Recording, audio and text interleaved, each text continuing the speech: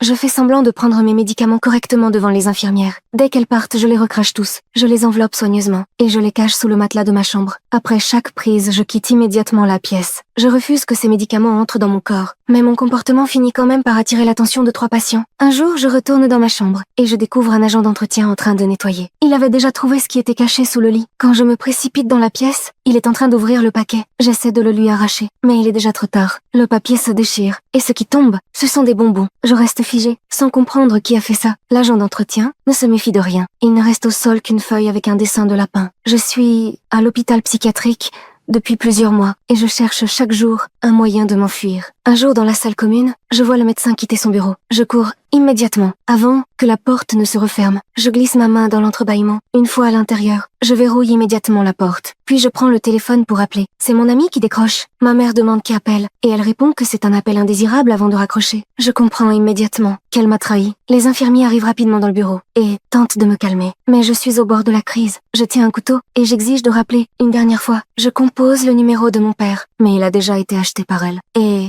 il me demande même de coopérer au traitement. À ce moment-là, je perds totalement toute résistance. Je décide de rester ici pour me faire soigner. Mais les 3 hommes recommencent à s'intéresser à moi. Un soir, dans la salle commune, je vois un tableau rempli d'exercices de mathématiques, avec toujours ce symbole de lapin à côté. J'utilise mes connaissances scolaires pour résoudre tous les problèmes. Et j'obtiens un message indiquant le terrain de sport. Je me rends sur place en suivant les indications. Mais ils m'attendaient déjà. Ils m'expliquent qu'ils ont remplacé mes médicaments. Ils sont tous très brillants dans leur domaine. Mais ils ont compris la vraie nature du monde et ont choisi de vivre ici comme dans une maison de repos. Ils disent que je leur ressemble et qu'ils veulent m'aider à me venger. Mais je ne les crois pas et je pars immédiatement. L'un d'eux me propose de faire un vœu. Je demande un ordinateur. Et le soir même, je reçois une tablette avec une carte SIM pour accéder à Internet. Je me connecte immédiatement pour lire les actualités et je découvre que mon entreprise a déjà été vendue par morceaux. En voyant tout ce que j'ai perdu, je ne peux pas retenir mes larmes.